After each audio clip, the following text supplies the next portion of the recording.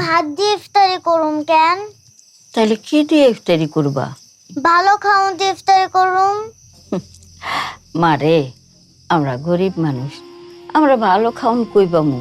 যা আছে তাই দিয়ে ইফতার করবা। মা, ও মা, এই তোমরা ইফতার করতে বসে গেছো? এই যে দেখো, তোমাদের লেগে আমি ইফতার কিনে নিয়ে এসেছি। কি মজা, ভাইজান ইফতার আনছে। ও বাজান, টাকা খরচ করে ইফতার নিয়ে এসেছিস, টাকা পাইছিস কই? মা, ওই মুতালেব কাকার কাছ থেকে চাইল হয়ে এসেছি। ভাজা পোড়া কি খাওয়া ঠিক হইব?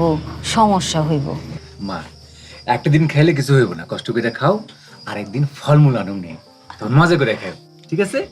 ভাইজান, আমি কিন্তু ভাজা পোড়া দিয়ে ইফতারি করুম। হ, করবি তো, তোর লেগে তো লই আইছি। ল ল, যত খুশি ও খা। বাজান, তুই তো পানি নেস নাই, হে কহ না জান পড়ছে, নে পানি নে। আচ্ছা আচ্ছা, যাও মা, যাও। মা, তুমি এটা লও, তুমি একটু বুঝলাম।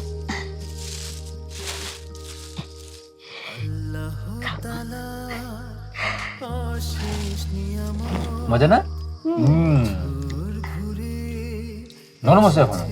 মৌলভী সাহেব, আমার এই ছেলে নামাজ তো পড়ে না, রোজাটাও রাখতে চায় না, এই জন্য আপনারা নিয়ে আসছে। আপনি ওর একটু বুঝান।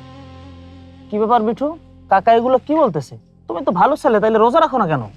হুজুর, আমি ক্ষুধা সহ্য করতে পারি না, আর রোজা রাখলে তো সেই সন্ধ্যা মতো না খেয়ে থাকতে হয়। আর তাছাড়া আমার ওই যে চাকরির ইন্টারভিউ পরীক্ষা, তো আমি যদি রোজা রাখা এই ক্ষুধা পেটে কেমনে পড়ালেখা করবো কোন? রোজাও তো একটা পরীক্ষা। তুমি চাকরির পরীক্ষা দেবা দুনিয়ায় মানুষের কাছে, আর রোজা রাখলে পরীক্ষা দেওয়া হবে আল্লাহর কাছে। আরে মৌলভী সাহেব, বুঝতেছেন না, এইগুলি সব ওর সুতা।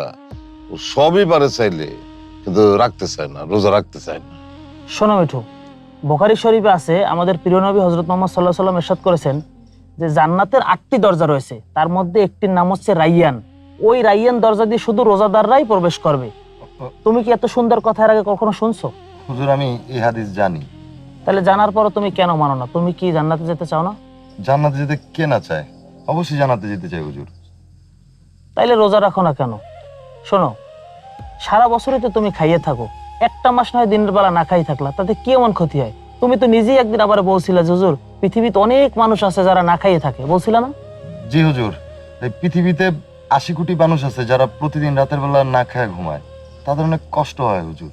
তাইলে তাদের কষ্ট বোঝার জন্য হইলো তোমার রোজা রাখা উচিত। পারবা না? জি হুজুর, পারবো। পারলে তাইলে আগামীকালকে থেকে রোজা রাখবা। ইনশাল্লাহ হুজুর, আগামীকাল থেকে আমি রোজা রাখবো। আলহামদুলিল্লাহ, যুবক বয়সে ইবাদত করলে আল্লাহ কবুল করে, সেই জন্য বেশি বেশি ইবাদত করতে হবে।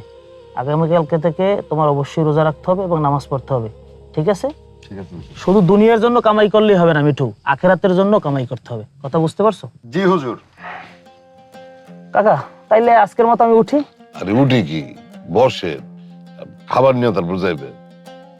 এই তিতলির মা, আরে কই মৌলভী সাহেবের খাবারটা তাড়াতাড়ি দাও।